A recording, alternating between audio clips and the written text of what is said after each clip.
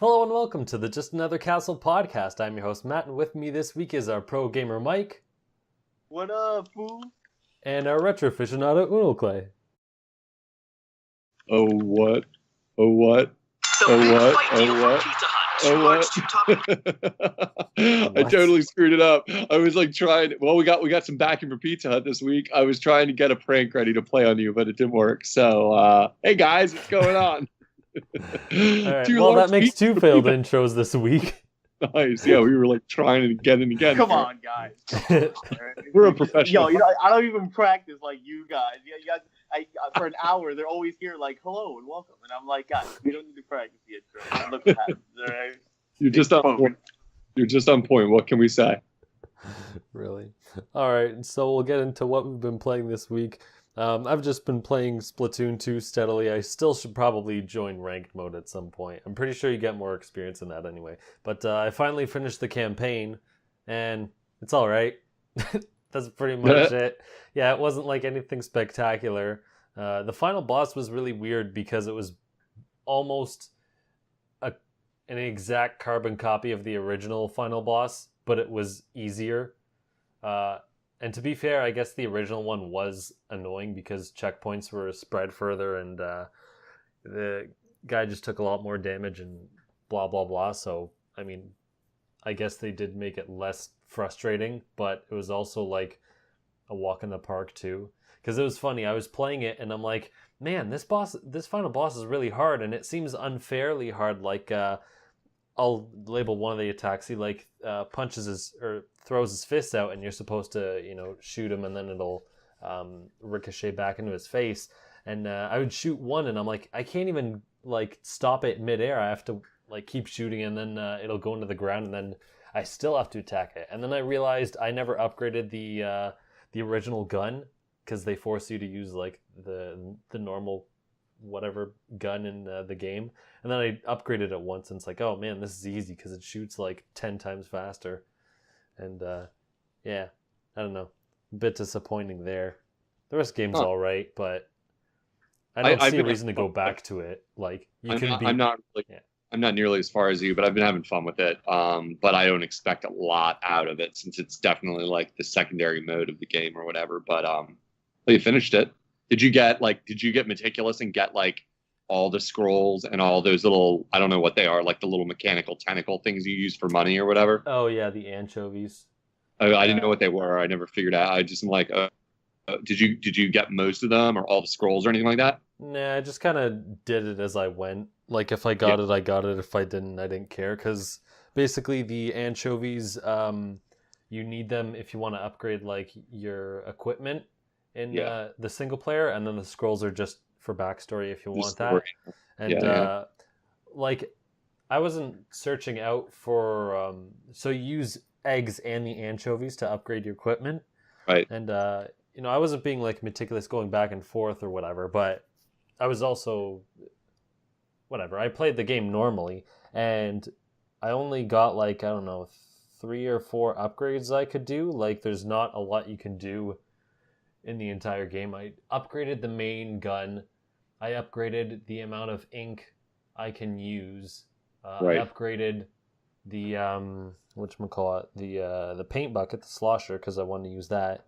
And then I think I bought like bombs or something.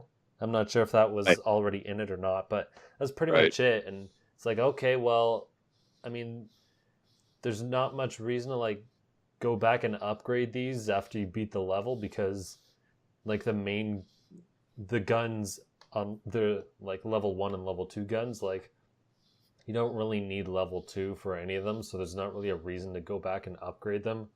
And the only reason to replay a level is if you missed something or you just felt like using, I don't know, a different weapon in that stage. So there's not really much reason to go back and play it unless you feel like it. I kind of am wondering if there's any kind of reward for like doing the 100%ing like every level with every gun and all that stuff. I mean, I don't want to. If there isn't, don't tell me if you already know. I don't know, but I'm going to say I highly doubt it. I think they only offered. I think the only reason why you can choose your weapons, at least for most of the levels, is because in the original, you could only have, I forget, I'll call it the splatter shot, even though it's whatever. The main gun, you could only use the main gun for all the levels.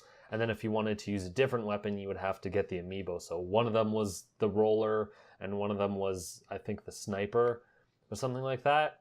Right. And that's how you would play with other weapons. Whereas here, it's like you can use any weapon once you unlock it in any level, and they like Right. refix the level for you so you can use it properly. But Right. yeah, I think it's just there for, hey, you unlock this weapon now. If you feel like it, you can use this Yeah. level. That's what I suspect. You know what I use the single player campaign for the most, and I'm enjoying it this way? I use it to like warm up every night. So I'm not like expecting it to be mind blowing. And the level designs are really clever. And just like the original Splatoon, remind me a little bit of Mario Galaxy and stuff. Like the look and the layout sometimes of the cleverness. Like it's kind of just classic Nintendo in a way, but like it reminds me of like kind of just the modern style of Nintendo level design with really clever, unique gimmick in each level that like makes it funny. And I'll usually like play one and then just warm up and like so I don't jump into into multiplayer like completely cold. And like that's what I'm thinking for me. Those other alternate modes or alternate weapon playthroughs will represent that. It's like, okay, so once I finish the whole main campaign standard, I'm going to start going through and trying to get every scroll. The scrolls I'm interested in because like I don't really read them when I get them one by one, but like I'm looking forward to having a lot of them to be able to read the story, like because I don't totally think I get what the story of Splatoon 2 is yet. I haven't been paying attention a lot, and I love that it's like they don't force it down your throat. It's like little bits of this story that the one squid sister is missing, and Yeah, I don't really know. The thing is, I don't know if all of that is in the scrolls. I think it's like just more backstory, because I know they did, I think it was on Tumblr, but they had like a series where they had a couple of like, not books, whatever, chapters of what happened before Splatoon 2. And I was like, oh, I'll just wait till the game, maybe they'll put it in there or not. And I don't think they did. I think their scrolls are like something else entirely, like probably some ancient history, I think, like the original. I don't remember. I did read some of the scrolls when I got them, but I don't remember them now because they were all out of order. In any case, it's like, like I hear what you're saying. Like I get it. The Kylie, the Squid Sister stuff is probably not the scroll. I like that because it's like, I feel like it's funny. It reminds me of Metroid Prime, with like Metroid Prime takes itself so gosh darn seriously with its lore, and it's like even as a hard like I'm a lifelong Metroid fan. I get bored of reading all those like things I'm supposed to be piecing together the backstory of whatever happened in Metroid universe because it's too hard to figure out, and I just like I don't care enough. Like where's a Metroid to shoot? I'm just like I don't care. Like not to be brainless, but that's how I always feel like with that stuff. It's neat. I like the ambiance of it, but I never understand really what the story is. And it's like with this, it's like it's funny and weird, and it like the way the lore is in Splatoon, it feels like almost like a goofy version of that. Like it's like a little bit like lower stakes, and I like it better in a way because of that. It's funny to me. I'm like, okay, this cracks me up. Like there's this war of the ancient squidlings or what the heck ever. I don't know, and it's like it doesn't even matter. You're just like, really all this means is we get to play shooting games. So, okay, cool. And so I'm looking forward to it for that, like going through it again as like that warm up thing. And just like, even if I play 100 matches of Splatoon in my life online, that means I'll probably have a good shot at finishing all those sub modes, because it's like I don't know how many permutations of each level there are, but I'm thinking there's probably like 25 levels. I don't know, 25 levels, or something like that in the single player campaign. So, eventually I'll get through them all or something. Yeah. So it was nice to play in outside because unfortunately, if I try to play online outside, like it's not going to work if I play online outside, even if I'm just outside the door or whatever, which is unfortunate. But I mean, it's a nice way to get some Splatoon action outside. Oh, I see what you're saying. You play the single player outside, like chill. Yeah. Okay. Like it'd be sunny at lunch or something, or in the afternoon, and I just sit there and play for like an hour. Like I can be outside for once and play something. Too bad it's not online, but whatever.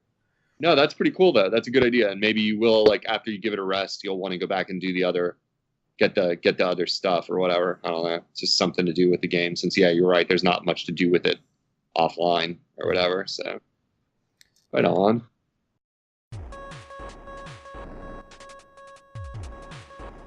I'm back! Once again, the Handsome Boy Modeling School presents Unoclay, reading more classic gaming tidbits in a funny voice. Please enjoy.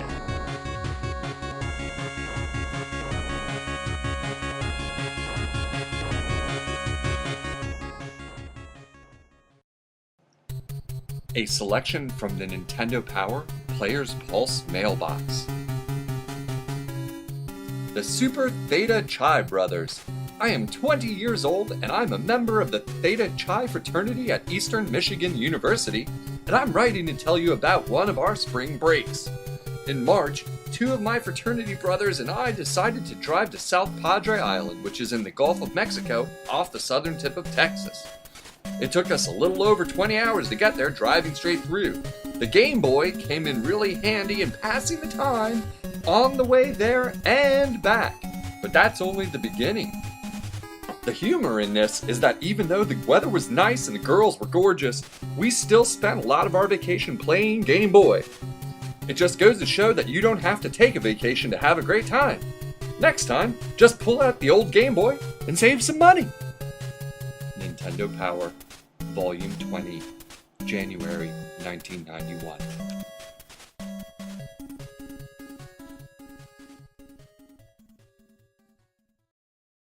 So that's it for me. Mike, what have you been up to? All right, guys. Well, one thing I forgot to say, I just remembered. I'm kind of surprised Splatoon 2 campaign doesn't give you anything, because they kind of hyped it up a lot. So it's kind of disappointing to hear from that, It's like, Marie and Callie and other baloney, and I was like, I guess this seems kind of cool. They had the whole pre-release, the 5 chapters, the manga thing, Yeah. So I thought it would be a little bit more.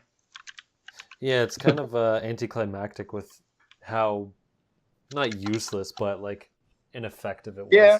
No, it's like, you beat it, and that's it. It's like, oh. Yeah, right. yeah. I mean, it kind of seems like that would be the kind of game it is, I'm not too surprised. It just, I honestly thought there would be a little bit more, so is what it is. For me, I got Sonic Mania, of course. Considering it's my favorite franchise ever. Yeah, that is crazy to hear you say that. I respect that. It's just crazy to hear you say that. Did you start playing it? Yeah, I already got all the 100% in Sonic mode and Knuckles mode. I got all the trophies already. So, oh my god. Yeah, it only took me a day to do all that. It's a great game. It's so good. I honestly it's only $20. I highly recommend it. I mean, the reviews were good enough for it itself. So I think that's facted. You know what I mean? That's evidence enough. Would you say that you 100%ed it that fast because you played it a ton, or is it easy? If you played Sonic games, you know what's going on. That's right. the way I look at it. Right. And you're not trying to flatter you. You sound like you're pretty good at games, but it's just would you say the average person is going to have a really short, quick experience with it, or is it? Yeah, no, I think the average. Okay. The average player, it's literally just like the first 3 Sonic games. It reminds me of everything from Sonic 3 and Knuckles to Sonic 1. Well, I think Sonic 1's way harder than Sonic 2, Sonic 3. But the one thing I'm saying is anybody could pick it up. If you played it, if you play any platforming game in the 90s, or you think you're a connoisseur of platformers, it's for everybody. The game, you know what I mean? You don't need to be an expert at it at all. And most of the stuff, most of those trophies and all that other fun stuff, that's a lot of that stuff is really subjective. In this game, it's kind of hey, you know what? Why don't you do this really fun, cool, kind of unique thing? And it's okay, this trophy doesn't have to do anything with skill. Only very few of them did. Where it's have a perfect run, or finish this level in a minute. So there's only 1 or 2 of those. Other than that, though, there was really. Otherwise, really, it was a lot of basic stuff. So game is 10 levels, which is 2 acts per level, so you get roughly 20, which is really cool. I think they gave you more bang for your buck. There was 2 whole new worlds, or 3, I can't remember exactly how many.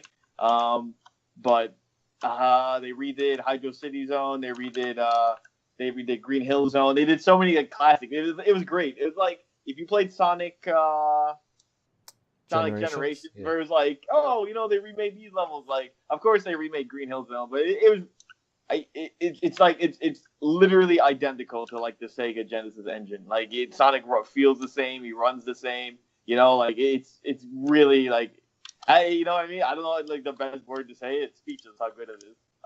Especially if you love that old Sonic, or you just like old, you just kind of like old.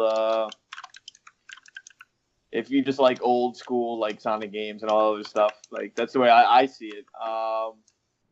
Let's see. Other than that, though, that's like 2 weeks in a row we had someone like say this Sonic game is great. Because like last week Eli was saying he liked it too and had never. Oh yeah, I think it's just a fantastic game. So it's just like. All right. Like you look, get it. It's $20. Like you're not gonna lose anything from it. Like, it's $20. You're gonna have a good time.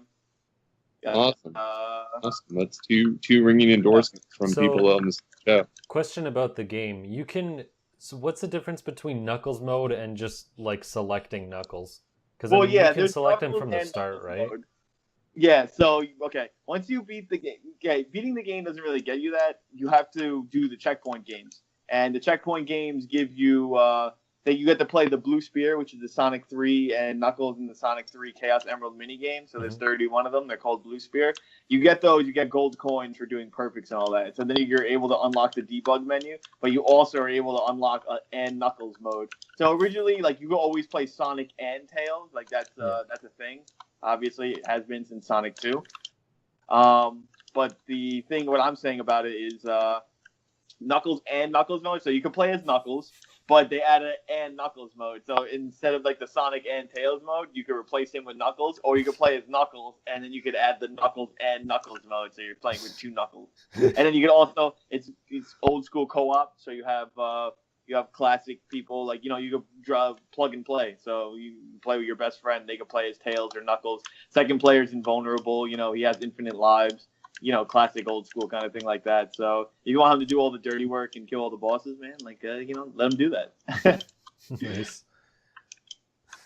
Cool. But other than that, the usual oversplotch, and then I'm like, you know what? Since I ran through Sonic Mania, and I feel like I ran through another game, which might have like been through a day. But yeah, the other thing I was saying was I just picked up besides the usual Overwatch, is I picked up that new Uncharted game. I haven't played it, and I finally restarted playing Persona 5. Like I said, it's a good game. I'm afraid that I know the story, unlike Persona 4 when I was constantly guessing. Is that because of things you've read online, or you just feel like you... No, I don't know anything from online. Okay. I just feel like I know this. You know what I mean? Like, I don't feel it's as clever as Persona 4. Yeah. So, that's just me, though. Cool. I guess we'll find out. Yeah, we'll see. We'll see, man. All right. So, Unoclay, what have you been playing? I dove back into a little Zelda this weekend because I was visiting my family, so that was cool. I'd been losing steam with it because I played it like maybe 65, 70 hours and only finished a very small portion of the official campaign. So, yeah. That's cool. That's cool, dude. Yeah, so, like, anyway, you finished 2 dungeons, right? No, only 1. So, okay. I thought been, you did another one at some point. Yeah, no, and I've also got, like, I have the shrine tracker turned off and all that stuff. So, like, I got tons of doing that game yet, and like I really like maybe burned out a little bit on it, like where I could just feel myself like not wanting to play it as much. Whatever, big deal. Like that's first world problems. So like I gave it a break, and I was like really getting into Splatoon. But like I was talking last week, I was getting some wrist problems from Splatoon. More on that in a moment. And so I went back to Zelda to do a change up and was loving it again, enjoying it again, having fun, just getting back to the roots of it. So I was playing a bunch of that this weekend. Nothing new there. Still an awesome game, and feeling the itch again to play it. So I'm enjoying taking a very like leisurely pace of this game. Yeah, just wanted to add Bryce, who we had on as a guest and whatever, friend of the show or whatever. He finally found all 120 shrines. He had the shrine tracker on, but he was looking for... he did it all without a guide, so... he was looking for one or two shrines for I don't know how many hours, and he posted on Twitter. He's like, I found... He shows like the faintest like shrine, whatever, tracking thing, and he's like, I found it! Yeah. That's Oh, man. awesome. I'm crazy. enjoying doing that. Eventually, my next step, like, who knows? This year, 2 years, who knows when I do it? But like, Man.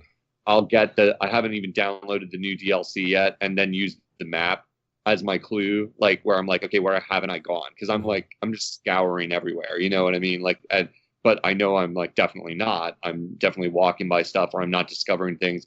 And then there's places that I'm not going to name for spoilers or anything that like Like 6 know months later. Oh, dude, spoilers exist forever on stuff Oh, for me. man. Like, I mean, like for real. Like, there's people here that haven't even bought the game yet. that are Unoclay's listening. like, I'm so weary about spoilers. I don't want to spoil myself by saying something No. I'm talking to the listeners. There's stuff that I I have know. specific views for that, like I know where a shrine should be based on the clue, and I can't figure it out.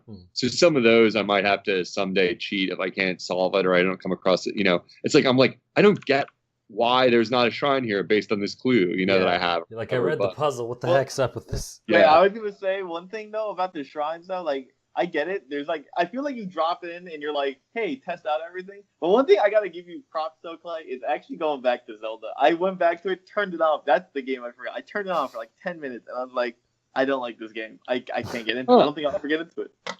And that's it. Like it'll never be good for me. I was honestly thinking of buying a guide and just playing it play by play, and maybe I'd enjoy it more. So like, because there's no sense of direction in that game, and I don't enjoy it. Like Zelda 1 had a fake sense of direction. Yeah, you could go anywhere. It was doesn't mean that you were forced. You know what I mean? Like you wouldn't have any hints and all that. Like right.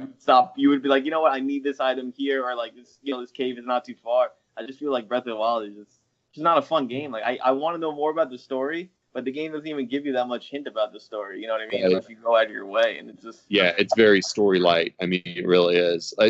You have to literally search for the story, like because they're clips spread. And I'm pretty far. I mean, I'm relatively far into the game, like 60 some hours, and I only have half the story opened up from the ones that I know about, you know, or whatever that I haven't found. Maybe I've found a little more than half, but. It's surprising. It's like that's just a bit ridiculous. That's kind of ridiculous stuff if you think about it. Like, you know what I mean? Like, I don't mind it, but I can see how it would bother some people. I don't care because I don't care about story that much. I'm just like, you know. But that's interesting because you're in a small. It's interesting because you have a valid, almost like we obviously have a valid reason, but you have a valid reason people can understand for not liking it on this one, where it's like the sandbox open world nature of it isn't doing it for you, like where it did it for everybody else. Everybody else is like, this is it, like finally, you know, and you're saying no, you'd prefer a little bit more of a crap, Mike. No, sorry about that. Don't. Yeah, no, but dude, I'm with you. Like, I don't know why more people don't complain about it.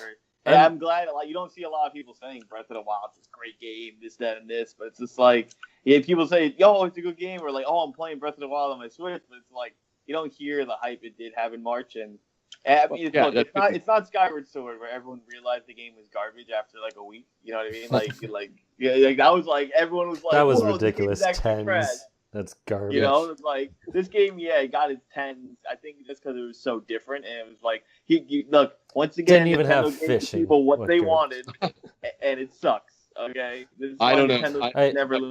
I don't think the hype has died off for any other reason other than the fact that the whole world played it. Like I don't think there's any die off on the love for this game. Well, what are the sales numbers on it? Because I feel like the game came out like 6 months ago. Yeah, but if the whole world played it, then we wouldn't even have to worry about it. Then Clay's argument would be valid. But I don't know. Yeah, I can't comment on that. I mean, I haven't heard anyone say they don't like it other than you, really. But I mean, what do I talk to 20, 30 people about video games? So that's a really low sample. But but it's still a good sample size. You know, I don't know. I think the reason Mike might have a problem with it compared to the first Zelda, even though this does give you more hints where to go than the original one, because you can literally open a map and it'll show like where the dungeons are. But I think, geez, Mike, that's way too loud for clicking. I was even lightly doing it that time. Mike transcribes the episode. That's apparently. Matt chuckles here. Clay glances. I can't even see him. It's like a Oh my cartoon gosh. character. Oh my gosh. But Yeah, but okay, but before you go on to your reasons, I was gonna say was, hey man, the first Legend of Zelda, even if people say I didn't play, that was the very first game I ever played on my YouTube channel. Like, you know what I mean? Like, so it's just like I know that game. You know, Yeah. like I have good memories with Zelda One. As much as like it's not my favorite. Like, it's still a game that Yeah. I have No, from I mean, like I hear you. I I I love that game too. It's a different thing, and that's cool. But anyway, yeah. So I went back to Zelda. I was It's gonna cool. say my reasoning. Oh, I'm so Um, sorry. So yeah, no sorry, man. problem. I was gonna say I think the reason Mike might have like a problem with Breath of the Wild more than the original, even though the Breath of the Wild gives you a little bit more direction, is the fact that it's like a smaller map. Oh Like it's yeah, infinitely smaller. Like yeah. the original one is still like big as far as you can still get lost in it, but it's a lot easier to Oh navigate than like how Oh many yeah, yeah, I agree on kilometers that. in Breath of the Wild. So it's like, oh man, you like yeah, you can easily get lost in Breath of the Wild. Like, oh my gosh, I walked over yeah, here and I an hour or I was supposed to get here an hour ago and now I don't know where the heck I am and yeah, what yeah. am I supposed to Yo, do. That's So exactly. And one thing about it though is too, like, look, yeah, the Legend of Zelda map, look, it is smaller, right? But like if you look at it in the aspect of the Legend of Zelda one map is more memorable, I guess. Like this mm, game is barren, all right? Like I can't like there's no land, yeah, there ain't landmarks no you can like point out. landmarks and all that. Like, oh, I remember this broken statue or this this let's just say this Ganon thing. I don't really know what to, like, I can't think of anything to say for it, but it's just like, oh, okay, like I can't, dude, every area feels the same. I'm like, all right, here's a river. Oh wait, I think that's the same river. It's the same ocean from the entire game. Like, there's no differences for me anywhere. Like, I can't ascertain where I am. I can't. I just can't. I can't get into it, and it's Yeah. just upsetting because it's like the story seemed really cool, And look, I like the idea, the concept of the game, but to be honest, I wish this wasn't a quote Zelda game. It's not a Zelda game in my eyes. And then now in my opinion, you're gonna hear probably more of like, when are we gonna get more 2D Zelda? You're like, what Link Between Worlds, which I didn't think was that good of a game anyway. I thought it was too easy, and I didn't like how it changed the concept. I think it should be a one-time gimmick, and the painting thing is all right, but like it's just like you're gonna hear this shit like you're gonna hear it like in every like Metroid game ever too. Like, oh, we need more 2D Metroids. We need more Prime. But they gave the people what they wanted, man, and I don't think it just doesn't seem to me like this is this is everyone's ideal game, but it's not the ideal. Like, in my opinion, it was never the ideal result. Like, it's just I don't know. Maybe it's the dungeons, maybe it's the story, maybe it's the world. But those are three big components of an entire game, especially a Zelda game. Yeah. As much as you like to say, oh, Link doesn't talk this, that, but Zelda's got a great world. Like, you know what I mean? It's got great characters. Like all the side, everyone likes to talk about Majora's Mask side characters. Well, look at it in the other aspect. I like the main characters. Like, I think Ocarina of Time's story is amazing. I think Twilight Princess is like, even though the game's not as good as it used to be in my head, like the story is still a great story, and there's still some great characters in that game. Mm-hmm. So Yeah, there's definitely a lot to be improved upon, but hopefully they'll be able to make like a sequel. I don't know. I don't I even have know a if I feeling. want like a I have a sequel. feeling Mike's not gonna like where the series is going since the way they've yeah, told. if the series is gonna keep going this way, like I legitimately like might be done with Legend of Zelda for real. Yeah. I think there's Well, plenty they can like fix up and because I'm they pretty sure they're like, okay, well, we're gonna set out to make this game, and then these other aspects, well, we don't really have as much time to focus on, or like the yeah. dungeons, we can't make as detailed because we gotta populate the world with shrines, so you have something to do They'll walking change around. it. So They'll change it somewhat for yeah, sure. I mean, like, and plus the 2D Zelda that they made, the 2.5D Zelda Link Between Worlds did really well on 3DS. So I think we'll see a variety of Zeldas, in the future. But the big ones on the big console, I don't know, looks like they did really well with this one. They're gonna stick with that. I But think the sales are well, but like one thing that was important was, look, Skyward Sword sold well, and then Miyamoto's like, how come people aren't how come why is the play retention rate so low? And that was a big problem. And I was like, yeah, everyone stopped playing Skyward Sword because it's not a fun game. Like, nobody wanted to keep going back to the same areas. And I feel like especially with the Switch now. Like the 3DS has these. The 3DS has this, and the Switch has it, where it's able to show how many, you know what I mean? How much people play this game, how much, how many people completed it. And in my opinion, I kind of want to see what is the percents. Like the hours are definitely high in this game. It's a high. You have to play this game for a long time. Heck, you got to play 5 hours to get through the beginning at least. I wish they would give us those numbers. That would be so super, super interesting. And maybe if the numbers are spectacular, they'll release it. But Nintendo is like so secretive about stuff that data is like a treasure trove to them that they're going to keep tight. You know, they're not gonna like let us know. If they had trophies, we could find out. Right. That would be true. I mean, look, I like achievements. I like how Nintendo games don't have achievements in the sense that they usually reward for the player. Like Yoshi's Woolly World rewarded the player. Well, instead of rewarding the player, they just ask you to buy Amiibo instead. Yeah, now it's more of like just buy our Amiibo and you can get hard mode and fusion mode and stuff. I'm still getting Samus too, but it's just like it's funny because I played another Metroid 2 remake. That was like my playthrough game of the summer, and it's just I find it ironic that the game I ran through, I was like I never liked it too much, and I replayed Zero Mission, and when I got to do it, I was like, wow, I can't believe they're remaking this game. Like it's just ironic, but it's just I don't know. I mean, Nintendo, yeah, maybe we'd be able to determine with achievements, but they would have to be the basic achievements, like the those get through chapter 1, get through chapter 2 achievement kind of things. You know what I'm saying? Like nothing like crazy and all that. I don't know. It doesn't seem like they're focused to do the achievement thing. It's like just the fact that we can see how many hours each other have played the game or each game in our catalog is like amazing to me. I love it. Like I can spy on you guys and be like, Mike likes this game or something. Like, yeah. Or he plays Rhythm Heaven. I think that's cool because it shows me, like, I agree with that because I'm like, wow, I never even heard of this game. Or like, oh, my friend played this game? That seems pretty cool. But yeah. It's just, I don't know. I wish, if Nintendo could show those numbers, or like, if I wish they would just talk about, I want to hear about Breath of the Wild when we hit March coming up because it's just, I feel like, did he say hit March? It's just missing something, dude. It's just not. Are you trying to confuse the listeners? Did you say when we get to March? Yeah. Yeah. Like when it's been out for a year, the Switch. See like the sales. Like what is it's August, right? Maybe they'll talk about it because they every year they're gonna hint at something. So I mean, there could be a hint at like a 2D download Zelda game. Who knows?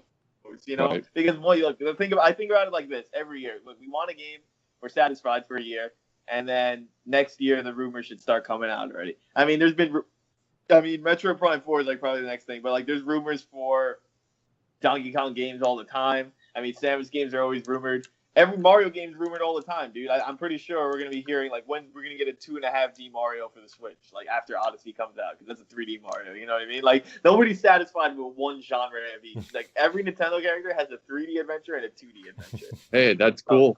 I'm down with that. Yeah, and that's the way I look at it. I think that's what makes Nintendo really cool. So I want to see if Nintendo's gonna announce like a 2D Zelda, and then I want to see what they're gonna talk about, like how they felt about how the people talked about what Breath of the Wild was, and if they're gonna go more in that direction, or if like they know from their mistakes. They have talked about that, but I mean, they probably will some more. But they've already said that's the direction of the series. Like going forward, it's been confirmed basically that they were pleased that. We'll see, because he technically said Anuma said that about Skyward Sword with the motion controls, and then they dumped that as soon as. Fair. He did say that. I did remember that. He's like, and heck, they dumped forget about the remote on the Wii remotes on the Wii U. They dumped the tablet as well. Right. So who knows? I mean, I wouldn't doubt it because it's a lot different to say you'll stick with a specific type of game design versus hardware that you would have to reintroduce. But I'm sure they'll keep it but add to it. We will see in like 4 more years, five maybe, when we see a new Zelda. One thing before we let you talk about Splatoon. Sorry, I keep cutting you off. So I just looked up the sales, and it's on Wikipedia, so it's reputable because they actually record sales. Whatever, they get their sales from other articles and whatnot. It's not that other website, I forget. But Skyward Sword sold about 3.4 million, and Breath of the Wild has sold 3.9. So it's already outsold it. Wow, that's pretty good. I mean, Yeah. I know Breath of the Wild did come out at the end of the Wii days, but the other time, that's overall, that's combined with Wii, right? With Wii With U Wii U. sales. Oh, I'm with Wii U sales? I can't tell. I'm looking at don't VG charts know. right now, and it says 3.2 million global Breath of the Wild on Switch. Well, I'm and it's looking at like the Wikipedia article because they usually keep like the most up to date sales data. yeah, interesting. I don't know. This VG Uh, isn't like clarifying. This is also on Wii U, okay, but it so does, I'm reading one part. The Wii U version sold. This is earlier. It said the Wii U version sold 1 million, and the Switch sold 2.76. Okay, I think that's where it gets the 3.9. they're So saying let's both. just say for Switch it sold 2.7. Okay. Mm-hmm. Okay. So Cool. overall, That it's I pretty figured much it was somewhere where around the it- two. yeah. So. They'll and It should easily go up to 3 by a year, I would assume. the other thing to remember about sales numbers like this is that's physical, right? Because we don't have digital numbers, Yeah. right? So Oh yeah, that's true. it's true. probably like way higher, at least 500,000. I mean, I know a lot of people bought it physically because it's a huge game, but still, it's like a lot of people downloaded it too. So it's hard to say. Yeah, that's Hard true. to say. I don't know, but I feel like it's an unfair bias because this was the game they released with. You know what I mean? Like, Yeah. It's like it sold well, but at the same time, like the Switch sold just as well. I mean, I think there was more Breath of the Wild sales than there were Switch sales. Yeah, I know, there dude. were at one point. That's ridiculous. So, I just I want to don't- stare at this box and torture Zelda. yeah, myself. they're like, yo, man, I have Breath of the Wild. I'm Yeah. gonna get a Switch, I swear. They're like, Yeah. the best I can do is lick it. I I can taste it, and it tastes sour, but I want Dude, it. I'm thinking this SpongeBob code. It's like, come on, just blink. yucky, yucky. Another selection from the Nintendo Power Players Pulse mailbox.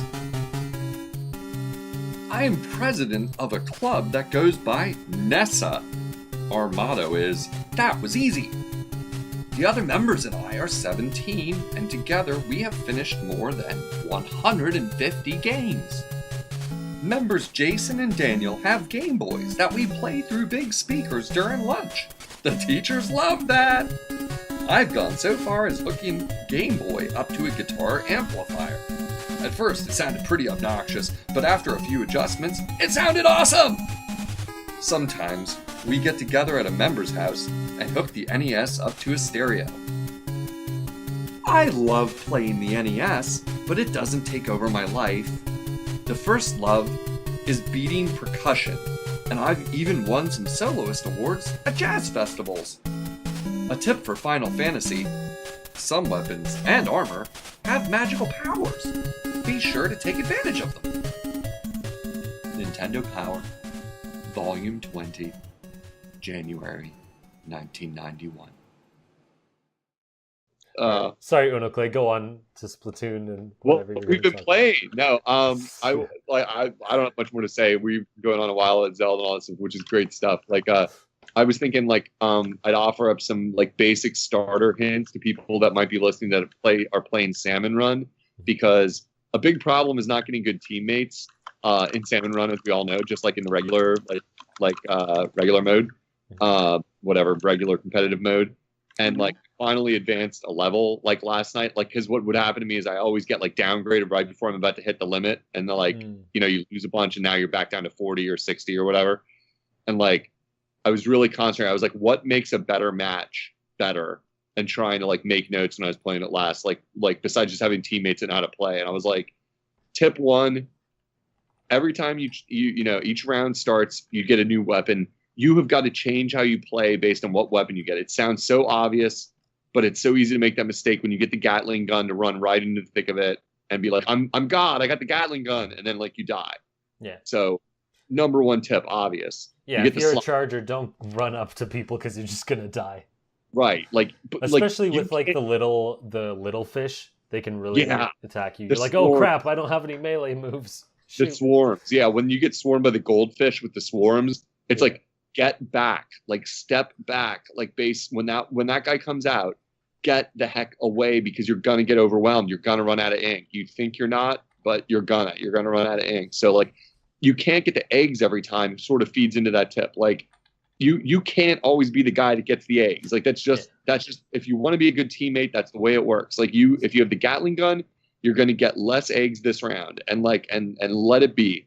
Let the other kids get the eggs this time. Get one or two if you can, but like stand back and be the big gunner, like and help out and like stand up on a tower or like get near the back of the line and like cover everybody else. Like that's number one thing I could think of. Like that I was like, you got to change depending on which round it is. You're going to get your chance with the good gun. It's coming. If you start out, it's like or whatever. It's like, it doesn't. Tell me this, Matt. You've played a lot. Mm-hmm. Is there any tangible reward to you as a player other than just bragging rights for having the most eggs in a round? I don't know. It's possible that you might get like more points at the end. Points, like a little. I'm not sure if that actually translates. It could just be like, oh, you finished as a team, and this is like your score. Actually, your score. So right. I don't think you would get like individual bonuses. Like, oh man, I got 15 and that person got 5. I get more points than that person. I think it's just collective because at the end, like it'll show individual scores, but it'll say like you guys got like 45 eggs in total. So I think your whole team would get more points if you have more eggs. Right. So I mean, there is a benefit, but I mean, it's not. You don't all need to bump. We'll need to test this. You and me will need to play on the same team in that mode and compare notes on like how many points we get on our screen after the scores go up. Like, because that's the thing to remember. It's like who cares if this guy has like 10 eggs and I have 4? If we don't finish the round, nobody gets squat. So like we got to play as a team, and that's the whole point of it. I started to realize I was like, this is a team game, but it forces you to feel like you're competing with each other, and that's how you lose. Like that's it. Like you're getting greedy and you run right into to get those eggs and you get wiped out, and then you're yelling help like a doofus. And it's like, come on, like and try to be back. A good team player. So I guess I'll add a tip. Maybe we'll go back and forth. One thing I do is if I kill an enemy and like there's a bunch of eggs, like obviously call everyone over so they can come get it. But let's say I try to grab an egg and there's a couple there and no one's there, I'll like sit there and call people and wait until like someone else comes as well. Because if you just leave it there, then some fish is going to come over and steal your eggs. Yeah. And it's like, you just wasted it. So don't do that. That's a great tip. When the eggs get dropped near the shoreline, I never thought of that. You should be calling friends because they will steal them. And I forgot about that. I've been the guy that's like racing back to guard the eggs when I see them stealing them. I'm like, oh man, they're getting them. Like I forgot about that. It's like usually you're all grouped up when you're fighting the boss when it's like round 1, round 2. So it's not a problem. But that's a great tip. Great one. I hadn't thought about that, like guarding the eggs like so much. Like I can because you'll be there and it'll be like, there's 3 eggs here. I can only hold 1. Someone come pick this up because I can piggyback on that. That's a great tip. That it's another one of those greed things that you need to control. Like if you kill a boss off and you're only one there, same kind of thing that you're saying. Is like cover the other guys until they get the eggs. Like don't just friggin' run. Like cover a little bit. Like do some cover fire. Yeah, make sure they can get the eggs before some other enemy starts killing them. Again, it's if fighting your own greedy instinct to run to the basket as fast as you can and then come back and get another egg and be greedy. It's like you have to fight that instinct because it is the way video games work and you're used to playing that way. It's like hurry up, hurry up, hurry up. It's like, no, this is a completely different thing where you have to think like we're a group. And if we all go down, nobody gets crap. That's what you have to remember the whole time. It's better to be the worst player on the team and win than it is to like be greedy and everyone lose. Like, I hate that when like you lose by only a couple of eggs. It's like, I saw a couple of eggs. You probably should have focused on, getting some of these back to the base. I mean, I guess that sounds contradictory since what I just said. It's hard. But I mean, you gotta pay attention. And one thing, like I'll leave. We've been going on so long, and we want to get to the news. I'll leave this as my final tip of the week.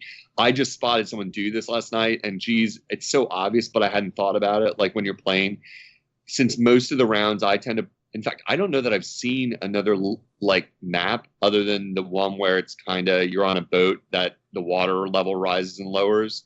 I don't know the name of it. You told me there are other maps, but I can't remember if I've ever been on another map other than the pier. It's kind of like the 3 piers on one side and the beach on the other and the boat in the middle, kind of.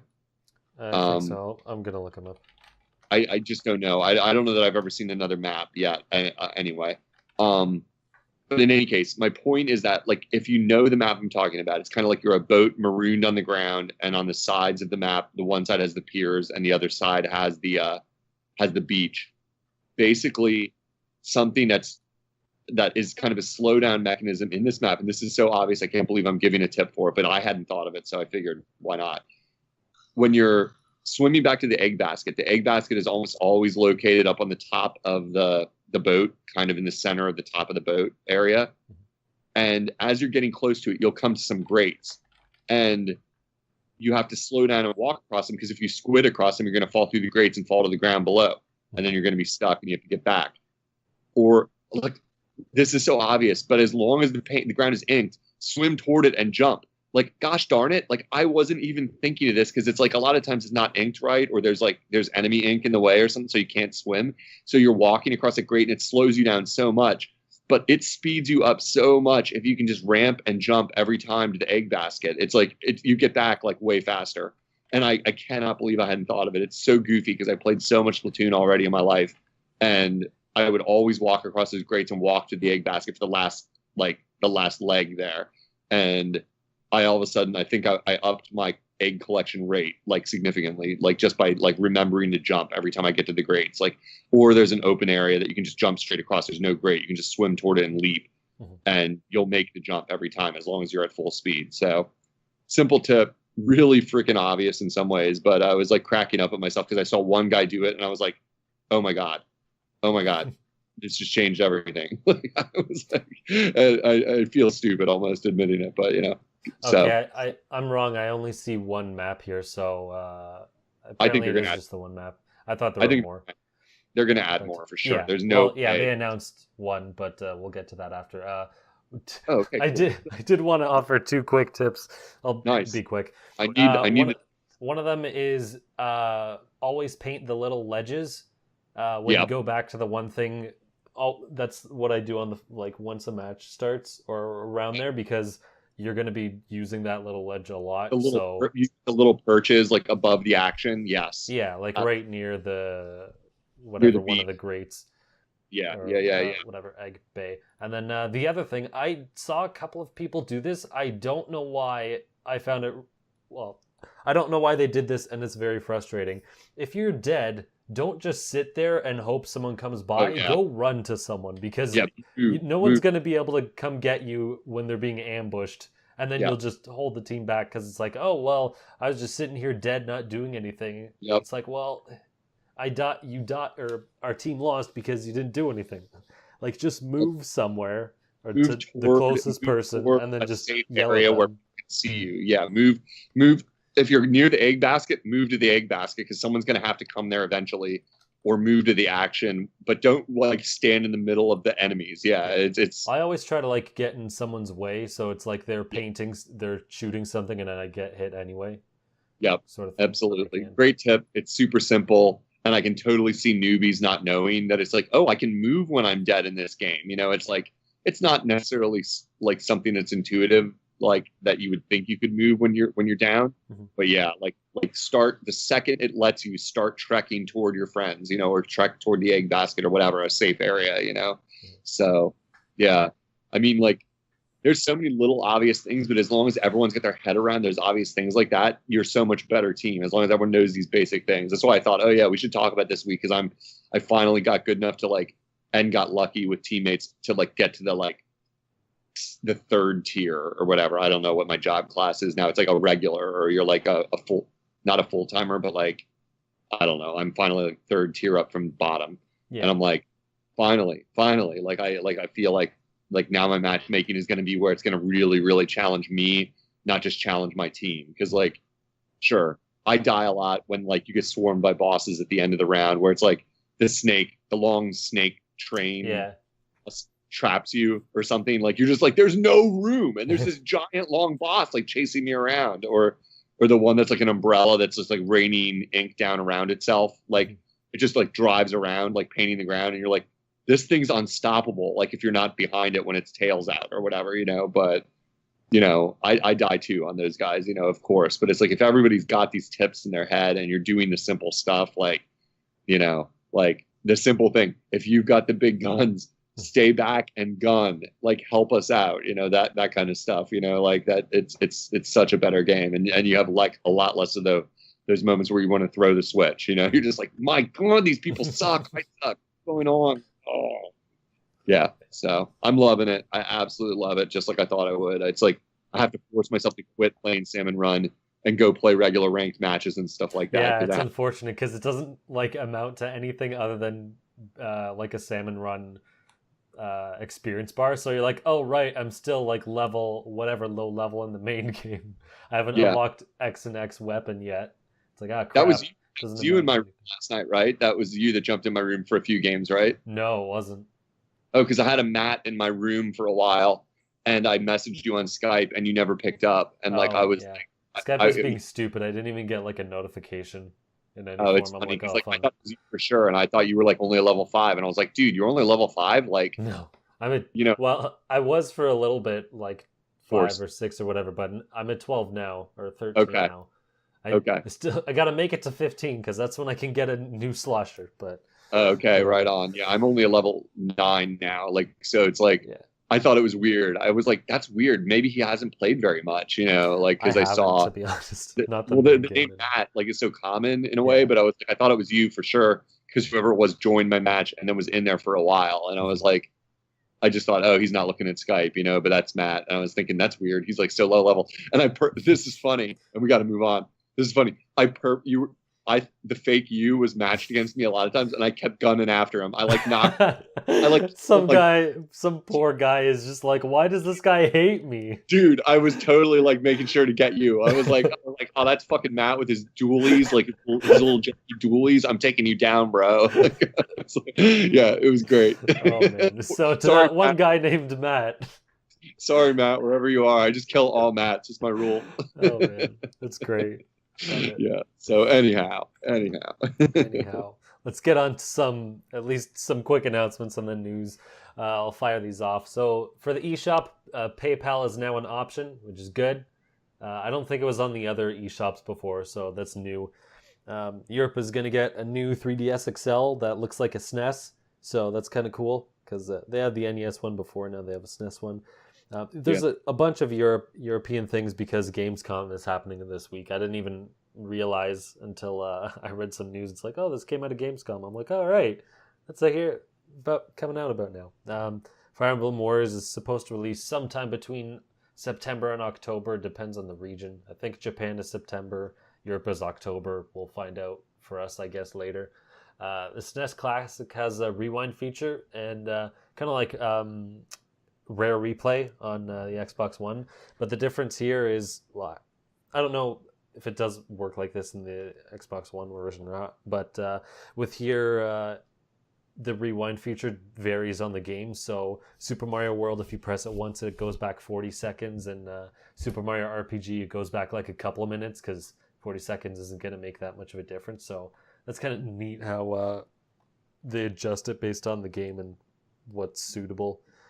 And then these kids these days can't handle those old hard games, so they got to give them something. Oh man, Battletoads. That's where you really need the rewind feature. Jeez. You need to get your. That's how you get your achievements in Nintendo World. You beat Battletoads without using the rewind feature. They should make achievements for that. That's what I'm talking about. I think I played that the bike section for like an hour at my friend's house. And the reason I kept playing it for so long, besides the fact that I'm anal and just want to keep doing something when I feel I have a chance, is because the music is so good in that stage. And if any little bit of it was annoying, I'd quit so much faster. But because the music is so awesome, it's like, I can hear more of the music.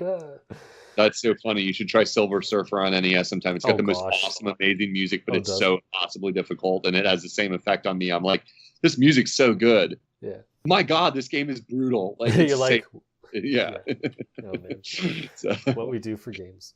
And then Japan. So Japan has this weird thing on their My Nintendo store where you can customize like what Switch you get. So you can customize each individual Joy-Con and the wrist straps. Now it's not like a custom paint job or anything, obviously, but like the arms one, there's like a yellow one and green one. So all the different colored Joy-Cons from all the different releases, you can just select from them as like your base Switch. So it's not like, oh, you get a Switch with the gray ones and then you get the different colors bundled in because you bought it. It's like, no, you can get one this color, one another color, and then same with the wrist straps and some other stuff. So that's kind of cool that you wouldn't have to, at least in Japan, you wouldn't have to buy like the separate Joy-Cons. If you're like, oh man, I want colored but not the blue and red, I want down on the green and yellow, it's like you can do that because they have it set up. So that's pretty cool. I Nice. kind of doubt it'll make it to other regions, but we'll see. The interesting thing I thought was you actually get 300 gold My Nintendo coins for buying on that store. But if you buy a Switch like just from the store, like retail or whatnot, like you don't get any coins for it. It's really weird because it's not like you're paying more for it on their storefront. But yeah, I don't know. I think you get like no. I was gonna say I'm like, don't you get 50? Then I realized that it's only for the games. You Yeah. really don't get anything for this. That's dumb. Yeah, it is dumb, especially when they did that with all their other hardware too. Bro, I hope they have good Christmas rewards. It'd be cool to get like a gold Joy-Con or like a silver one. You know Oh what I my mean? gosh, Like, I highly doubt that. yeah. right. How did they? It would be sick. I though, don't you know think that. they did. What did they do for Club Nintendo for? Christmas. Oh, they did do a gold. They did games and they did like soundtracks and Did, like special oh yeah, like special boxes and you stuff. could get you know? a gold nunchuck through Club Nintendo, right? Was that what Sure. it was? Yeah, but Yeah, none, yeah. It was like $20. the main thing I remember was like getting the 3DS, the 20 games for the 3DS, like the 20 game package. You know, like it was like, oh, here's the Animal Crossing thing, etc. I don't remember that. I don't remember. The soundtracks were very popular. I remember that. And yes, I think there were some controllers, but those controllers were so much cheaper than the Yeah, that's what right. I'm And getting the at. Like, original, no, what the best Club Nintendo ones were the Japanese Club, when they had the Yeah. Mario Luigi Wario one. Those are yeah, worth they like had like 3 the Super Nintendo adapter controller for the Wii or whatever. Oh yeah, dude, I Yeah. forgot that one. Because that and the nunchuck were only like $20 if you bought them, whereas the Joy-Con is like, yeah, it's like 80 or whatever crazy price it is. Yeah, there's no way we're getting nunchucks unless it's like 10,000 gold coins. Yeah. You know, like it's just like no way. You know, Well, like I don't know. Yeah, they'll just I don't toss it see out so that. you'll buy it anyway. I don't Yeah, see because that. even the gold Wii remote was with Skyward Sword. It was a special bundle if you bought it. Yeah, It was only yeah. the nunchuck that you could get on their store, I remember. Yeah. But Oh. moving on, the last little announcement is HAL Laboratories is actually making their own like mobile subsidiary, which is kind of neat. They're are gonna they? focus. That's awesome. Yeah, they're gonna Are they gonna put focus. some more Kirby games in? Actually, no. They said they're gonna focus on new characters, and their first game is coming out fall this year. Did So- Hal used to? No, was that Yeah, Hal. Intelligent? Intelligent did Paper Mario. Hal used to do Mario Party for the N64 when it was good, right? I think so. I can't. Did Hal have a Bumblebee? That's what I'm trying to remember. They had like No, a dog. they had the dog with like the eggs in the middle.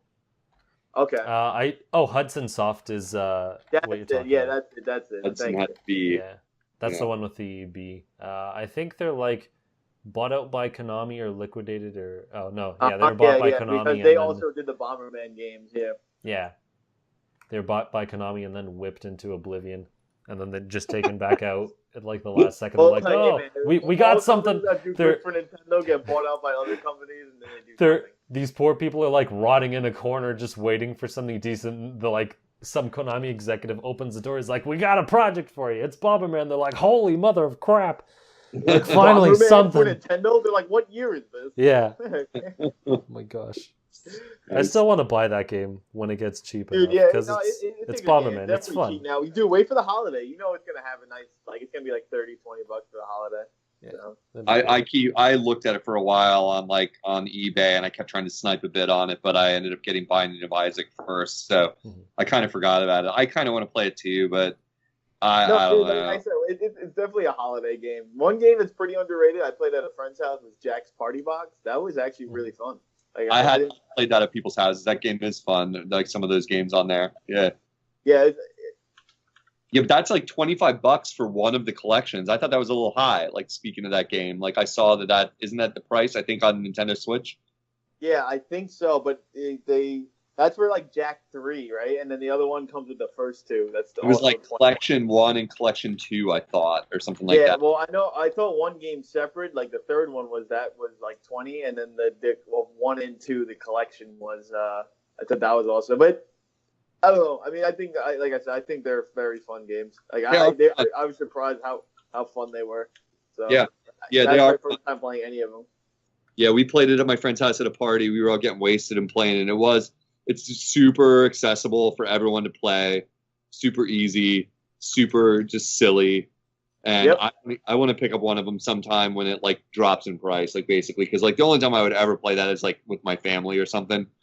But so it's like it's not really worth like $25 to me, but like 15 I'd easily pay if I had like my family around and we're gonna like sit around, because they always say like, hey, remember when we played Wii Bowling or when we played WarioWare and everything? You know, that was super fun. So let's do that again. So I love when family members remember that. Like it's the same thing when they played like the Wii Boxing or like Wii Tennis and stuff. Like fun games like that are always like good for the family. I think Jack, it's cool because you just kind of have the Switch, but everyone just needs to have a smartphone, and I think that's like the really cool thing about it.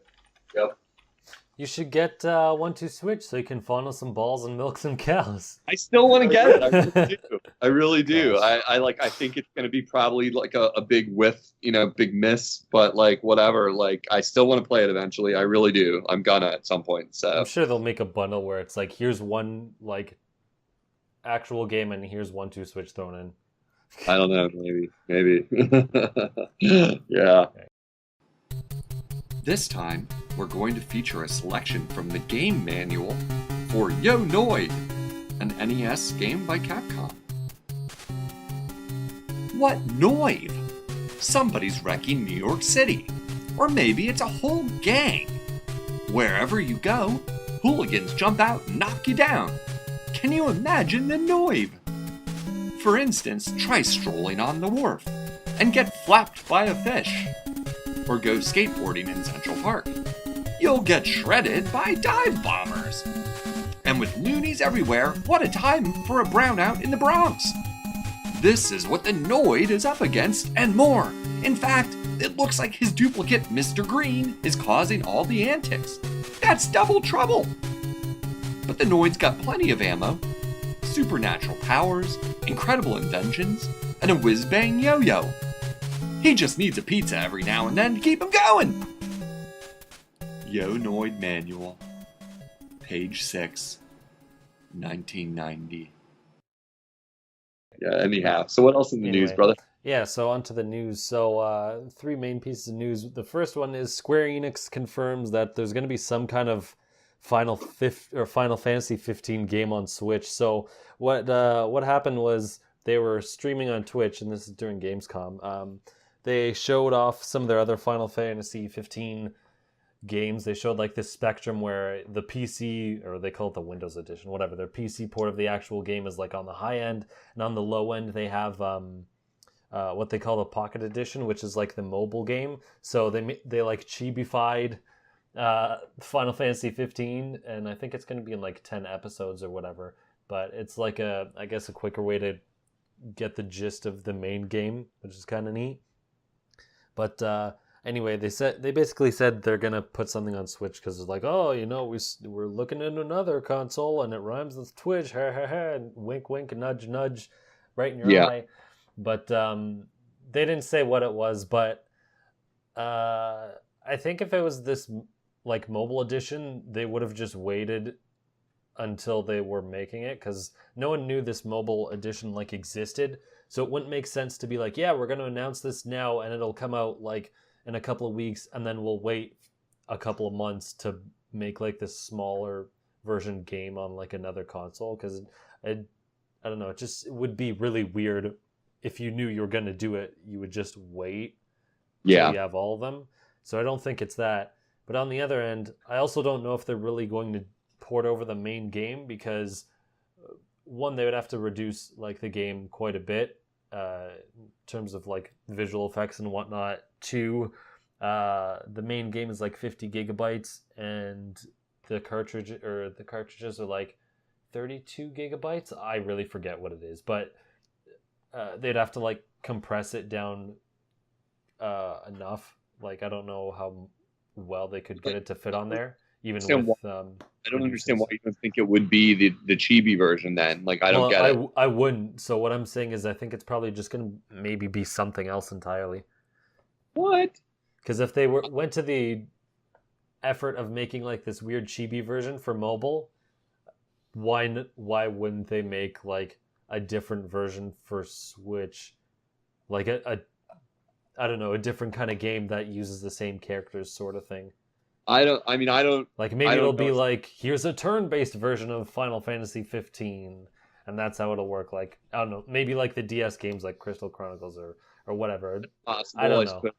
Because I'm kind of doubtful that they would like port the main game to the Switch, and if it would like work or how it will work. I don't know. Like, I don't know much about it since like I just saw it announced like when you told me about it earlier, you know, like that this happened. But like the fact that they're talking about the chibi version, I don't know. Like, I mean, if they're already making it small enough to put on other systems, I just don't see. I feel like you're like, this could be a case of overthinking it, where I'm like, it's obvious. Like, they're being so obvious that they're like, oh, we're talking about Twitch or whatever, and then like, you know, that being concurrently being discussed in development. I don't think it's like reasonable to say that it's unlikely, or what. I don't mean to say it that way, but like it just seems so obvious that I'm like, they're talking about making the mobile one for Switch as well, and that would be sorry, so I might have confused you. They didn't say that after they announced like the mobile one. I was just putting into perspective that that they made these two separate versions, and this is part of like their spectrum of within like the realm of Final Fantasy 15. So if they made this other separate one, like they could make some other weird new game in the same universe kind of thing. It's possible. It's possible. Yeah, who knows? Yeah. But yeah, you bring up a good point too, because, you know, if they're hinting at bringing something Final Fantasy 15 to Switch, it's like, well, the obvious thing would be the main game. And right. Why wouldn't it be that? Wouldn't it be that? That's really the question I have. It's like, why wouldn't it be that? Like, I'm like, I mean, I grant you, yes, there have been all these other special edition, you know, versions of Final Fantasy, and there's such a huge studio that they can do whatever they want. And Switch is like a trendy thing now all of a sudden that they probably want to have something on now that they're seeing it's catching fire a little bit. So I get it. I can see it go either way. I can see, to me, it was like just very lightly skimming the news. I was like, seems pretty obvious, but I could be wrong. You could twist me and convince me the other way. So neat. I don't even like Final Fantasy games that much. I'm not an RPG player, but if for the right price, some chibi version of like apparently what is a very good Final Fantasy game came out for a reasonable price, I would get my ear. I wouldn't necessarily buy it, but I'd be like, oh, neat. I'm not like you guys that wants to play like this huge, what do you call it? Like RPG experience. But, you know, just the fact that it would exist might be interesting to me. So who knows? No. The one thing I'm going to say is, I wanted to ask about this, because this is a very unique concept, because you said, you know, they're making Final Fantasy a chibi form and all that. Like, it's the full game, right? Like, it's just low res chibi mobile looking now, right? No, like, I don't know. I don't remember if they actually wrote this. I think I recall them saying that it was going to be 10 episodes, like in some sort of press release or something. Okay, so it's not going to have the super mega long, like the open world part. So it's going to have so I think it's basically going to have the simple parts. I think it's basically going to be like a Cliff Notes version of the main game, where they'll just take like the main story beats and condense those for mobile, because like I don't think they're gonna make like a direct 80-hour game or whatever for mobile, because no one's gonna put that much time into it. But they'll probably No, I agree on that. I mean, there's no. First off, that's a really impossible task. Okay, this game took years to develop, years. Okay, and it's just crazy. Like thinking about this as like a gamer, like as a fan, like I love Final Fantasy. I'm just saying, thinking about this the other way around, like wow, they're making this full game and they're making it accessible to, you know what I mean? Like that's just, it's crazy. It's like me, like it's like if Super Mario 64 when it came back out, right, would come out, right, and then they're like, hey, we also made it for your Game Boy Color 2 years later. I'm like, what? Yeah, you know what I mean? Like, so weird. You know what I mean? Like that's like, yeah, you can. They're like, okay, you can't do the final world, but you could play legitimately up to, you could play 80 stars. Like, it's like wow, like you know what I mean? Like I'm just shocked as somebody, you know, as just a fan of games. You know what I mean? I think it's kind of an amazing feat. Yeah, especially for mobile, because I wouldn't think that people would like. I would figure with mobile, people's attention spans for games would not be long. So, like, I mean, given I don't know how long each these episodes are, but still, it's probably going to be like 10 episodes or whatever. I swear, if I'm wrong on that, I'm going to I don't see it doing well. I don't see it doing well, to be honest. You know, but I do like the idea of the experiment. That's what I'm just more marveled by that. It'd be, to be honest, if this was a 3DS kind of port, I would be like, you know what, that's actually pretty cool. Like I would get that. But like I wouldn't get it mobile. It's, you know, it's definitely, it's only if you just, okay, it's if you're a fan of the series, B, Square Enix, or 3, you just don't have time or to play Final Fantasy 15. I feel like yes, this is for you. If you're if you're kind of like, I like games like the level we are, you know how we're more of the upper echelon of game players, or we're not professionals, but we play games at a proficient level and we're aficionados of it. I don't think this reaches for us. You know, I think it reaches for the very hardcore, like the dedicated, like I love Final Fantasy 15, it's my favorite story and favorite game, I'll buy it to support. Or I think it's for like, hey, you know what, I don't game as much as I used to. I know Final Fantasy, I played number 8 when I was a kid, you know, this, that, and this. I think that's the kind of crowd it reaches out to. So that's my opinion. I agree. Okay, I googled the press release. Sorry, and it is 10 episodes, so I am right. It's all available when it launches. But the first it launches. It has all 10 episodes available on launch. But the first one is free that you can download. Okay. I don't know what the others cost or how it costs. I mean, overall, look, Phoenix Wright made sense. You know, and a little bit of Layton. That's, to be honest, that's the one mobile game I want. I want the female Layton game. I think Layton's kind of a cool idea for a mobile. I mean, I hear it's not as good as old Layton's, this, that, and this. But, you know, they have a little brain teaser while I'm on the toilet. Not bad. You know, I still have like 3DS games and, you know, other fun stuff. So, yeah. That's the way I looked at it. I love Layton. I love Layton, and I loved it on the toilet and off. It was great. Yeah. I mean, I like my I'm not done with my whole 3DS catalog. I should really be finishing that in my Vita. But it's like, I think Layton's kind of a cool idea. Like, I like the same thing. I was glad they put Phoenix Wright to phones, because it's something I think people should get into, and it helps support the series like that. Final Fantasy, this has nothing to do with Final Fantasy 15 making money or continuing it at all. I think this is more of a gamble and a cash grab. It definitely was more of like, we don't have anything coming out. We could totally take this risk. And you know what? It's not even a risk. It's I think it's just cool. I think it's just an experiment, you know, to see maybe they could do that in the future, or maybe with more games. So, but at the same time, you think about it, aren't games supposed to be like games on phones supposed to be just as good as console, man? Blah, blah, blah. Why would you get a console? You can play on your iPhone, dude. You know, but this is the only scenario where like that's a legitimate argument, because it's like a condensed version of the actual game. Yeah. Other than that, it's like you're wrong and leave. And first off, you're not even buying the whole thing. You're buying per episode, because it's mobile scam. All right, that's Nintendo podcast talk for a bunch of baloney. But it's just like you said it was episodic. I thought it was more of like I'm like okay, you get the first 4 chapters of this game or 10 chapters, you buy it for $20.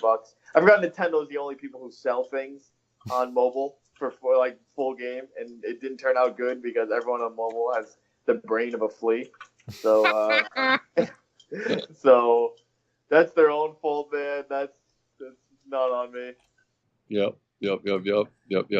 Hey, you're talking to the guy who doesn't have a smartphone, so I'm like, yeah, dude, I hear you. All those flea Dude, brain. yeah. Well, you don't Hey, have you a got an smartphone, iPad. You don't have to deal with Nintendo voice chat. I haven't even Oh, opened gosh. the app. I just Yeah, downloaded it because I'm a Nintendo fan. I only That's use it to I'm check if Salmon Run is on or to buy some clothes for Splatoon 2. Dude, I'm yeah, like, dude, I they should just probably... They should just call this Splatoon app. They should Yeah, just call really. this- I'm like, I should I- probably try using voice chat just to see what it's like, and I'm like, I can't be bothered. I'm like, this Yeah. other app is right here so quickly, forget it. Yep. All right, I'll move on to the next topic. So, Splatoon, they announced a bunch of stuff. There's a new Splatfest. It's flight versus invisibility. Flight is right. You're wrong if you're not. No, bro. Wait. I gotta think about this. Hold on. We need a legitimate thinking about this. Flight, Okay. dude. Flight It's is gonna really be cool, flight. but invisibility, I could be a crooked individual and I could get away with many things. So, look, oh man, there's the guy who flies, or there's the guy who is doing all this cool shit. Because Think people about can't this. see him. No, actually. All right, so this is not a light subject. Every Splatoon thing, I always am debating on what's That's up so and what's funny. down. It's so easy. Flight, dude. Like, what are you gonna do? Sneak in the girl's locker room when you're in your 20s or whatever you're Yeah, in? well, what if I sneak into a bank, damn it, or sneak in to change my master's? You still have to know how to open the lock and not get shut in there, Mike. You can't. Yeah. You can't just That's phase through true. walls. Okay, but if I'm invisible, I can like learn and stalk them during the day. And He's then just boom, gonna I like can stand get around the key. bank for Yeah, I like can get 6 the master hours. Key. They wouldn't even notice it, dude. Like, Do you know how often they probably open that bank vault? Like once a week.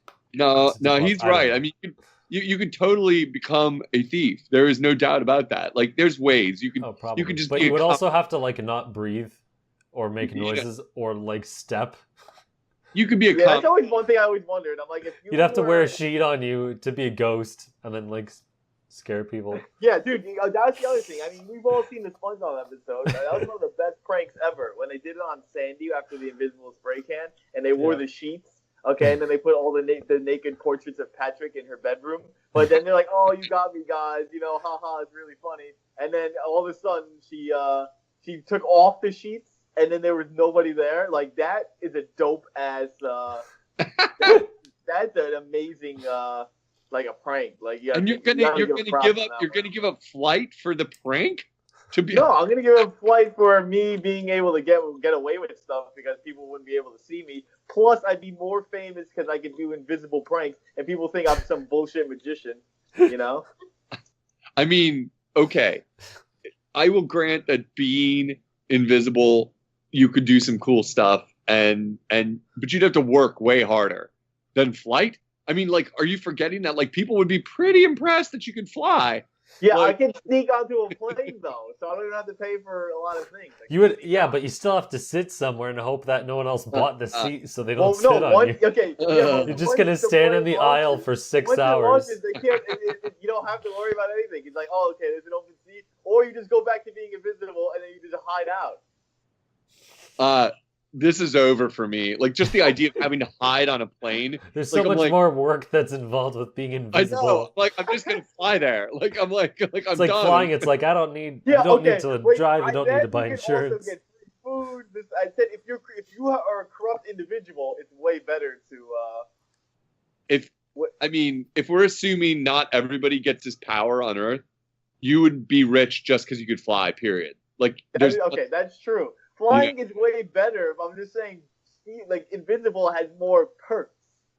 You know what I'm saying? Flight is a one-trick pony. You know, flying. You know, your way to work or anywhere Dude, else you want to go that All right, doesn't people cost be money. like, "Yo, you ever see that gaming channel where it's just like a floating controller and he just wins?" All right, it's like, dude, he's clearly green screening it, and then you do like live shows and people are like, "Yo, what the fuck?" All right. Lose to my haunted Wii U in Smash. I don't know, man. Anyway. You make a good. You're doing as good as one could do to argue on behalf of invisibility. And Yeah. No, I agree. Flight is way better. Flight's I gonna mean, win, like I don't want to become a It's criminal. fun. It's really it. I don't want to like use my power for evil. Like as soon as I got my power, I'm like, yay, I can Well, go rob. you have to not have a conscience because you're Yeah. going to be there with that's all what I this was money or trying to gold, say. If and you you're have just going to no be like, conscience, if like- anyone walks in this house, I have to explain why there's a mountain of money just Yeah. lying around. Yeah, You have to become like a mafia leader without actually being Yeah. a murderous person. I mean, you just have to steal everything. That's like the main thing. I'm like, it sounds great. I'm sure there's lots of people I could think of I could rob from that would never miss it. You know, like a bank, like you said, or whatever. It's just like doesn't It's- No, hurt it. yeah, It's a yeah, good no, I novelty. agree. It's Yeah. Flight's way cooler and better. But if you were a bad person, you want to go invisible, or Flight- if you had Right. no morals. All right, Okay, that's let's a move good on. distinction. Flight is practical, invisibility is a novelty. Settle Yes, it there. there you go. um, I want to be That's able to great. fly. I just want to fly. I don't care. Like, I do it's like- too. That'd be awesome. Oh, man. But Anyway, moving on. There's a settle new it in Splatfest. Settle yeah. it in Splatfest. exactly. They announced there's going to be a new stage that's coming this Saturday. It's actually the one they showed off in one of the trailers where it takes place on a boat. That's kind of cool. I'm sure if you look it up, you'll remember it. Nice. They showed off a weapon that'll come with a new special weapon, the bubble blower. So you shoot bubbles and either you can defend yourself or you shoot it and sprays paint everywhere. And then Right. Salmon Run is actually getting a new map. It's kind of like a little. It makes me think of like a zombie horde mode because there's just a little shack in the middle of this beach thing, and then there's all the enemies can come out or come get you all from around you. But it's also like you're in this house thing, so there's walls that you can't see through. Whereas the original one you can just see through everything because it's outside. So it should be interesting. That one is coming like tonight or tomorrow. Ooh, around awesome. there. Whenever the most recent Splatfest is coming, or I swore Salmon Run. I'm taking a break tonight. I need to give my wrists a break. I gotta like play some Zelda or something that doesn't hurt me. So I hope it's tomorrow. Nice. But yeah, this should be cool. Especially the boat one looks cool. And then the last piece of news is last week we got a teaser for a new ARMS character. I think I was talking. I don't remember if there was a tease. I forget. I think they announced something like a couple hours after we record the podcast. But they finally showed off the new character today called Lollipop. It's this weird inflatable clown lady with nunchucks. It kind of doesn't make sense why this French-inspired character has nunchucks, which is like Japanese or whatever. Oh, but right. Yeah, that doesn't make sense. But it's pretty cool. She's made of like candy and some other stuff. Nice. She's It's a lot more. free download, right? It's just a free DLC, right? Yeah, we don't know when it's coming out. They just said version 3 of ARMS, so I guess whenever they announce that. I can't imagine it's that far away. I'm guessing Right. like within 2 weeks span. Right. But Right. she has a lot more defensive capabilities. She can block so she can bounce. She can bounce like on the ground when she's in the air. She can bounce on the ground and like jump back in the air quickly. I forget what else. Shoot, man, I'm dumb. It's too late. She can block so she can bounce on the air and jump back in the air and block all while she's doing it. And then she can block while she's on the ground and actually move a little bit forward. Whereas any other time you try to block, you can't do that at all. Yeah, with any other character, you can't move while you're blocking and you can't block while you're in the air. So she can do both of those. The trade-off is if you're blocking on the ground, if someone punches her, then she'll immediately like ricochet backwards. So that's the trade-off. Like you can move a little bit, but you won't be able to stand your ground kind of thing. And then she has like a bunch of different arms, what was it? I forget. The blocking arms, the guardian arms or whatever it's called is there. But yeah, she looks pretty cool. And they also announced that there's going to be a new global test punch this weekend. I don't know if people will be able to try her out there. Well, yeah, for people that like don't have the game yet, or Like, yeah, maybe to test a new character or something like that. Yeah, you might be able to, because I think they did that with the original one. Like, I don't remember. I don't remember. Whatever. Uh, anyway, there's a global test punch this weekend, so if you haven't played it, you'll be able to play it again. That I think they should do that with like each new character they launch. Like, just have the character playable while they do this little thing, because it'll get people to, one, remember that the game exists because there's a new character, but two, like, try it out and see the character. It's like, oh right, this thing's getting updates. Maybe I should check it out. Blah blah blah. Right. I agree. And I mean, like, when I think we talked about ARMS last week, and the way it like kind of fails to like keep you sucked in when there's like a lot of competition from Splatoon and Zelda and everything else that's good.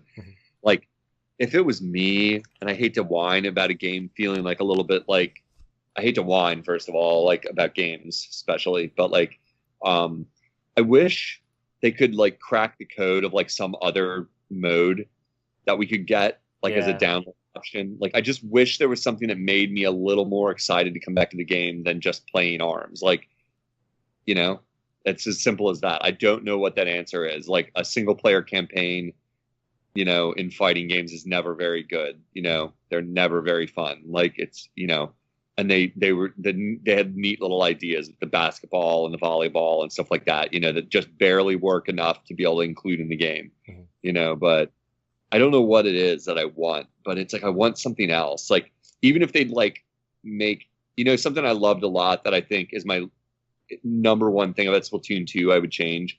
I loved those mini games that you got to play in the lobby while you waited for matches. The little 8-bit games that were like goofy and silly and stupid and simplistic, but they just made it such a like a nice Nintendo touch when you're in the lobby in Splatoon and you could play like the Squid Race game or the other ones that it unlocked if you had the amiibos.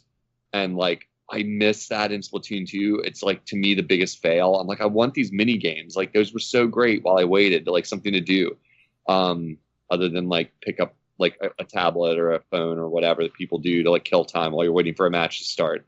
And like, if they did something like that in ARMS, like release like an 8-bit ARMS game that like, I don't know, for the ostensible purpose of fleshing out the characters a little more, the way they've been trying to with those comics and stuff like that. Like, anything like that, you know, like little games that like were like, oh, the main unlockable is like stories about these characters or something like that. Like, I would be into it, you know, some even the most simplistic platformer or something to play where you were like a little 8-bit guy with like extendable arms or whatever, you know, running around. I don't know. I just wish they would add to the game a little more than just characters. Cause like for me, it's like right now I have the game laying out to remind me to play it, and it never wins. It's like always something else goes in. I'm like, nah, you know, like I'm going to play whatever, you know, whether it's an old game, a new game, whatever. So, but anyway, cool. I'm glad they're still supporting it. Sincerely, maybe there's hope, you know, for me. So yeah. Did you check out the trailer for it? I have not. Like, okay. I heard about it. You I had don't. one job. No, I don't care that much. It's not a lack of Oh wanting man, to that's do. worse. It's like, yeah, it's like I don't care enough. Like, a new character isn't enough to get me into it. It's not like Smash where it's gonna be that different. Like, to me, I'm just like, well, yeah, you know, you're going to be like, I haven't even tried all the characters that are in the game already. That's part of the problem. I haven't beaten them all with single player. Oh my gosh. I think Yeah, I've beaten like 4 of them. ARMS is a game that I'm hoping I find a reason to get back into. I say it again. You know, it's like, I don't think it's a bad game, but I think it's so limited. It's the same reason I don't play Street Fighter. I'm like, fighter, you know, like, it's neat. I'm glad I have it. I'm glad they made it. Yeah, you know, but like, it's not compelling. So not right now. Maybe I will get back into it. I have a way of coming back to games eventually, so we'll see. We'll see. Yeah, it's more of like it's just because Splatoon's out and I just like playing one game at a time. So it's like I'm kind of just into that. But then when that's over, then I'll probably go back to it. It all depends on like, the problem is they're also this sounds so dumb because, you know, you would think the problem before I would be complaining that, you know, they don't make enough games, and now I'm complaining that like one game a month is too many now, which doesn't even seem like a lot, but it's like ARMS came out and then within like a month Splatoon, and it's like, okay, well, there's also like an experience system and like actual levels to rank up that unlock Yep. like weapons. So there's more of a reason to Yep. keep playing. So it's like, okay, well, I'm gonna dive into that a lot, Yep. just a ton. Yep.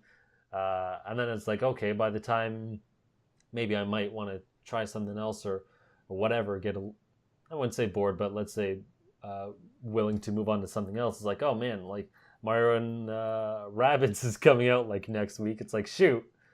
Yeah. It's like, man, there's no time. I don't think there's anything in September. Well, I mean, I guess I'll be playing the Rabbids game in September. It won't. I doubt it'll take a month.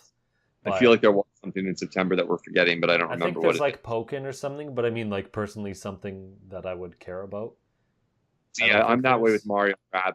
I'm like, I don't care about that, but it's fine because I got plenty of other. I've got like easily 15 games in my wish list that I want to play on Switch, and so many things have been announced that I'm like, I don't care. It's like they're doing what I said I wish they do, which is get a lot of indies to come to the system all the time, and then feed us these big titles like along the way, and I love it.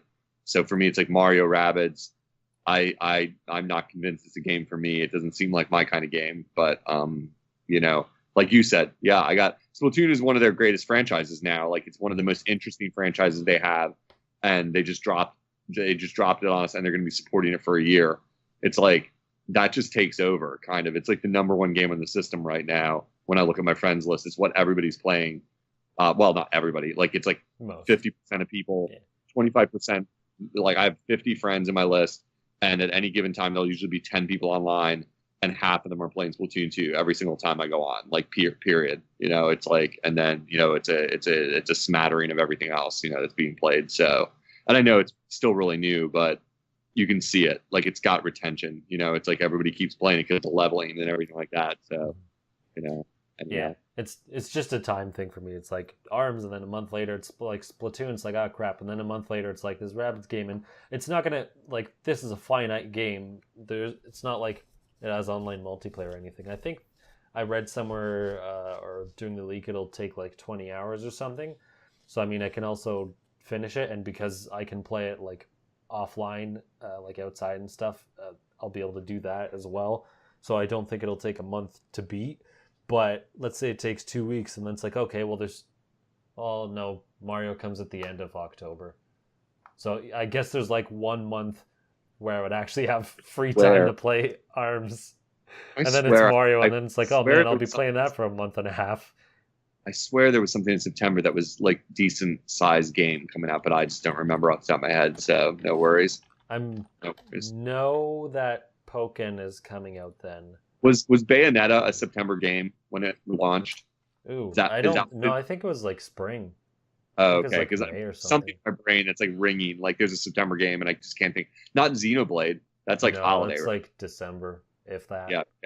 Okay, right. Okay. Anyway, so this is Eli's department, and he's not here. So. Yeah. Yeah, I'm looking. I don't see anything. Yeah.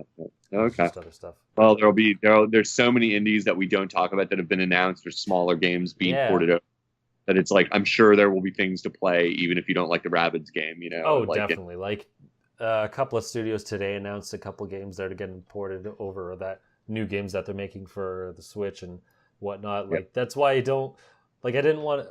I try not to report just straight like announcements / news, because I want something that we can like discuss, but also because now it's like, well, there's something being announced like every week, it seems like, oh, this game's coming, or this person's planning on doing this, or asking for this, or another game was announced and it's coming. It's like, holy shoot, like there's too much to report.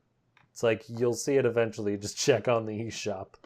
Yeah, that's just like wish list everything like crazy. Yeah, for everyone who's still listening to an hour and 30 minutes of this podcast, it's like that is something we've talked about offline more than we talk on the podcast. It's like we don't just report all these announcements of games because, frankly, there's so many. Like if it was if Switch was sucking and there was nothing, that stuff would be newsworthy. But it's like if you're following the news at all, there are like weekly announcements of news, like announcements for smaller games coming out.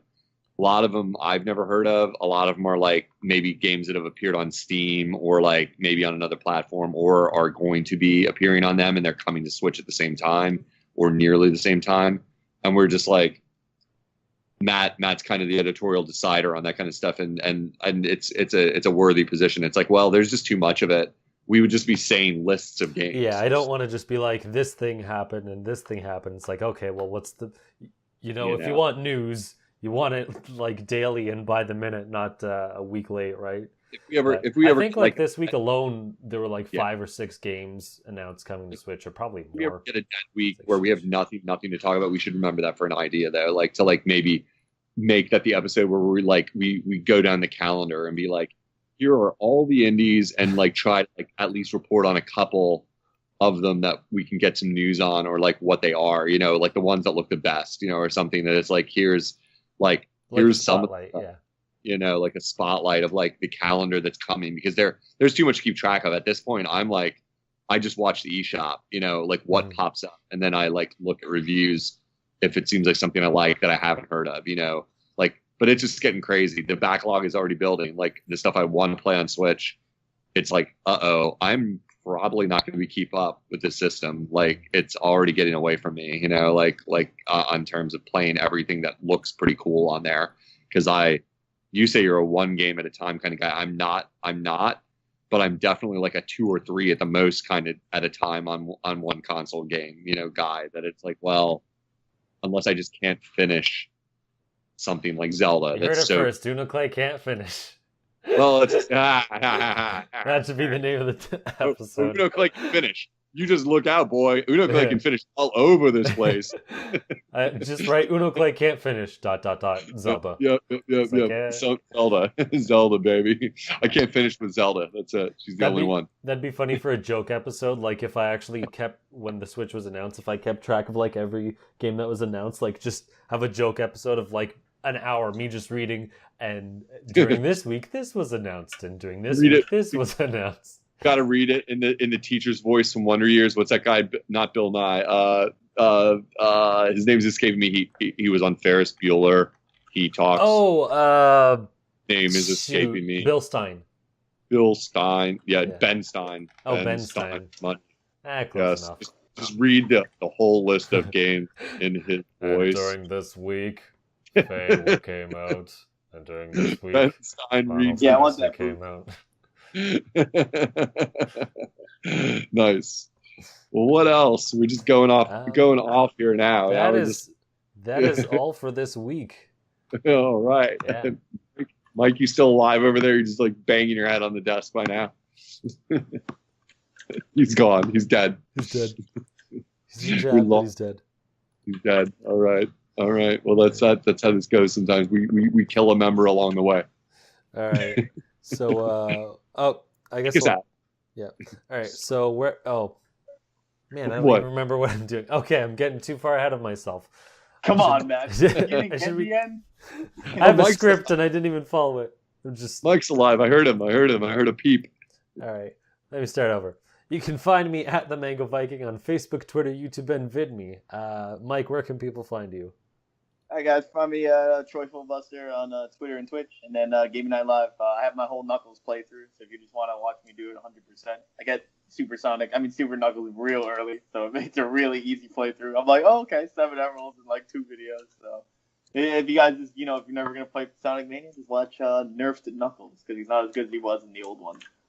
Cool. So. Nice. I'll keep and an I eye do out. want to say, this is probably going to jinx it now for like the next 6 weeks, but I do want to thank you for coming on the episode. I know that sounds dumb because you're a member, but it is good. But... It is good that we were able to reschedule and now you're able to show up. So nice. Yeah, no problem, dude. No problem. Mr. Reliable, Mike, your new nickname. We gotta have those Splatfest. We gotta have those crazy chats. So we can have true. podcast stuff. That's my fault. I still haven't even set up my Switch since I got here. I will, though. I will. All right, guys. All right. I'm going to give my young pieces, and thanks for having me at the usual, guys. All right, man. And Unoclay, where can people find you? The best way is to friend me up on Switch, maybe. You can get my friend code and send me a request from my on again, off again Twitter account that I use for posting Switch photos and commenting on games in general. That's Unoclay_Switch. And like I said, my friend code is in my profile there on Twitter. Cool. He has a tough relationship with Twitter. He's on and again, off again. On again, off again. I can't finish with that girl. Twitch account. Can't finish. Yeah. Oh, man. So wherever you're listening, you can find us at Just Another Castle on pretty much every platform on the internet. So we'll see you next time and leave gaming to Nintendo.